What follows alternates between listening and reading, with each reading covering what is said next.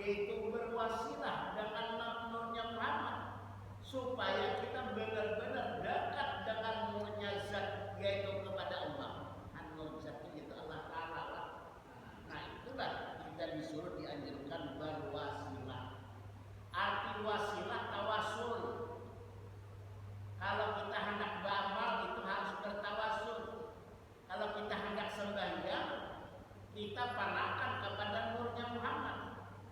Tidaklah kalau kita hendak beramal atau hendak berzikir atau berselawat, terlebih dulu kita harus bertawasul apa? Ila hadratin Nabil Mustafa Rasulullah sallallahu alaihi wasallam wa dzurriyyatihi al-Fatihah. Sesudah itu pajamkan mata kita, baru kita berzikir, baru kita berselawat. Ya cuma tata caranya adab harus kita bersih, harus berpakaian putih, menghadap kiblat. Seandainya kita hendak beramal, istilahkan berbaju putih boleh. Cuma kalau kita benar-benar hendak beramal, adabnya ada. Duduk membaca zikir boleh, duduk bisa membaca selawat sekalipun kadang berwudu pada Bapak. Asal jangan dalam misi aja lah. Karena kita dianjurkan selalu ingat kepada Allah. Bila kita nak mendapat syafaat Rasulullah, harus kita memperbanyak membaca selawat. Bila kita ada berselawat, malas hidup di baca selawat, nanti di akhirat hendak masuk surga akhirnya sasar. Nah itu sebabnya cuma berselawat ini kalau ada bisa 1000, ya 500, ada bisa 100, ada bisa 50, ada bisa 25, ada bisa 10 kali. Bila 10 kali itu ada berselawat, sehari semalam pada sembahyang. Nyata jelas boleh. Disuruh bersihkan 100 ke dapur. Cuma bila kita sembahyang, itu pasti membaca selawat. Bila ada selawat, sembahyang ada sah.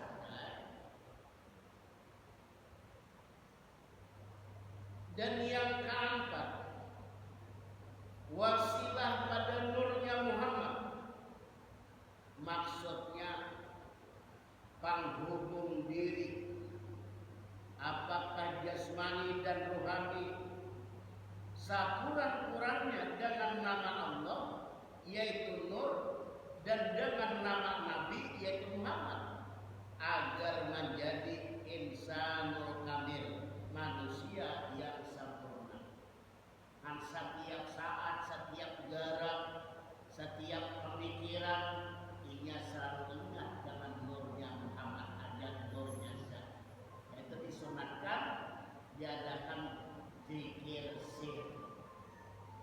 Zikir sir itu ya nafas keluar masuk ke dalam ruh, keluarnya Allah, Allah, Allah. Jangan nyaring kan, atau sir itu rahasia hati. Kalau waktu pengajian dapat saya tidak akan menyaring. Kamu berdiam aja sendiri tidak tahu juga. Nah itu ya amalan sir itu jangan sampai lupa. Karena nafas kita ini tidak hati-hatinya sehari semalam 24.222 kali. Yang kelima, manusia yang beriman belum dikatakan sempurna sepanjang dirinya tidak tahu dan tidak mengenal diri sebenarnya atau sebelum mengetahuinya. Nah artinya manusia yang beriman tidak sempurna kalau tidak menuntut ilmu, kalau tidak mengetahui diri sebenarnya adalah nurnya Muhammad. Nah dia baru sempurna bila kada tahu. Dia belajar kada, mendengar kada, nonton kada, dan baru sempurna. Diri sebentar nyata bahwa diri seseorang mukmin pada hakikat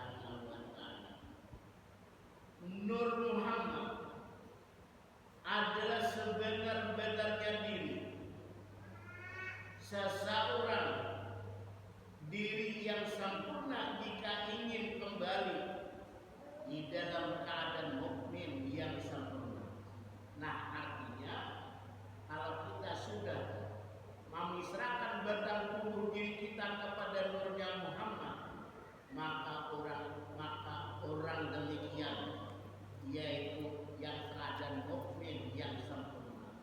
Antaranya selalu kembali kepada asalnya, karena kita ini asalnya ada, kemudian ada, sudah ada, tiada ada, yang ada hanya Allah. Cuma kita ini hanya sabutan, karena kita ini majas, kasandaran. Kalau ada kita, ada Ta'ala, ada kita. Nah, disitulah rahasia al-insanu sirri wa anasirah. Bermula rahasia manusia, rahasia insan ujian Allah, itu adalah rahasia. Yang ketujuh, nurnya Muhammad adalah jati diri yang sebenarnya. Nah, artinya nur Muhammad ini jati diri yang sebenarnya. Nurnya Muhammad dikatakan dengan insan kamil, manusia yang sempurna. Bertamu firman Allah Ta'ala dalam Al-Quran, faman kana yarju liqa rabbih falyamal amalan shalihan wa la yusyrik bi ibadati rabbih ahada. Barang siapa ingin bertemu dengan diri yang suci. Nah ini, kalau kita ingin bertemu dengan Allah, cuman tuh di akhirat lah. Kalau di dunia ini baik nama Allah bersama Allah. Artinya kalau hendak bertemu dengan diri Allah yang suci, maka hendaklah dia beramal salih.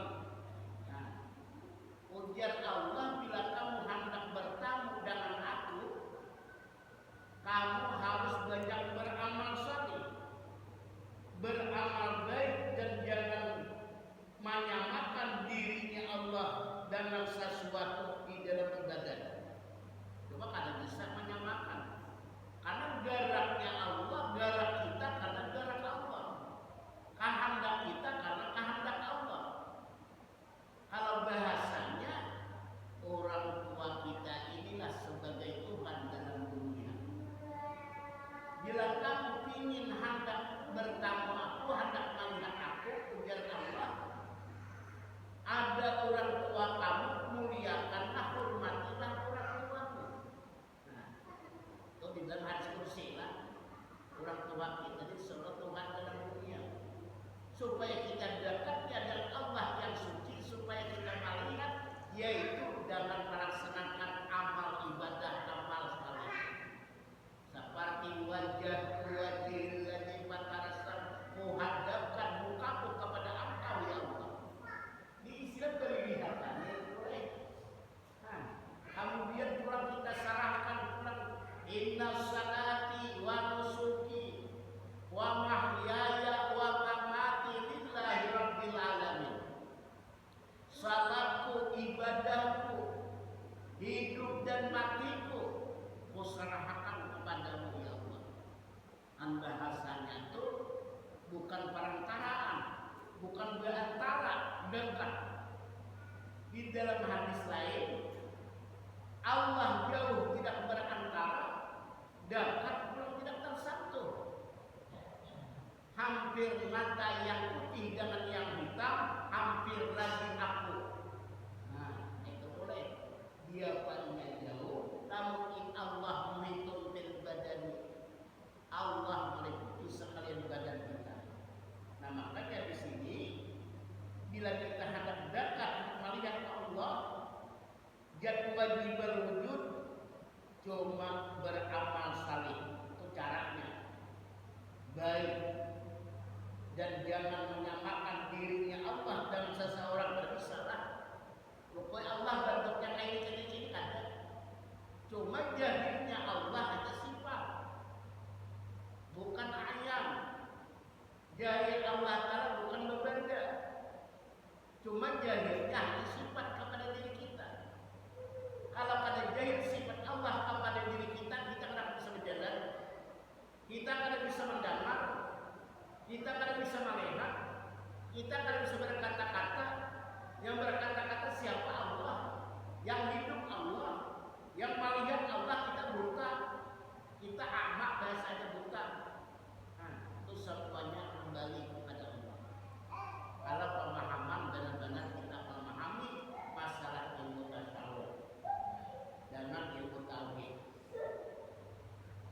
Artinya zat, artinya zatnya Allah maha suci, maha agung, maha mulia, maha tinggi, mempunyai kemuliaan dan kebesaran, hidup kekal dan tidak berakhir. Nah, itulah yang dimaksud, yaitu zatnya Allah yang maha suci dan yang maha agung dan yang maha tinggi. Pada diri kita adalah ruh. Ruh ini kan bisa binasa, ruh ini kan bisa mati. Itulah nanti yang merasa nikmat, dan roh itu pula yang merasa ajab siksa. Kita diterima jasad yang asal tanah berpaduan kembali kepada tanah, asal bayu kembali berpaduan dengan bayu, asalnya angin kembali berpaduan dengan angin, asalnya api berpaduan kepada api. Yang hidup itu adalah yang akal kepada diri kita adalah ruh. Tidak bisa binasa. Nah, disitulah jalan kubur, jalan barzakh. Yang merasa ajab, yang merasa nikmat selama Israfil dan meniup sangkakalanya. Istilah kita masih berpertanyaan kubur alam barzakh. Bila hendak tiba, supaya jangan sampai ingati orang tua kita apa yang kita hadiahi. Bacaan surah Yasin, bacaan surah Al-Kahfi, bacaan surah Al-Fatihah kan, ya surah Al-Fatihah, supaya istilah terang dan lebar di alam kubur, di alam barzakh. Namun ini pada pernah ingat kawan sidin, pada harta benda banyak ditinggali sidin, abun cempada, rambutan, perumahan, mobil, rumah pada tahu-tahu lawan sidin. Malah-malah doa orang tua berdoa, artinya kepada ya Allah, dapatkanlah anakku itu, artinya masuklah dalam kubur alam barzakh, merasa ingat dua, ayat apa perbuatan anaknya. Nah, itulah doa orang tua kita dalam kubur alam barzakh. Coba kalau lebar, nyaman, karang, mukure, mudah-mudahan anak itu artinya mendapat artinya kehidupan yang layak, mendapat rezeki yang luas. Nah, itu doa orang tua kita. Si berdoa pada mati ada hidup. Nah, itu diingati. Karena kebesaran hidup kakal dan tidak berakhir. Kemudian amal salih. Amal salih, usaha ikhtiar untuk bertamu. Amal salih jalan menundukkan diri pada hadirat dirinya Allah pada hakikat. Amal salih yang dimaksud pada hakikat adalah amal hakikat isi. Jangan semata-mata pakai syariat, jangan hakikat juga, karena as-syariatu bila hakikatin aqilat.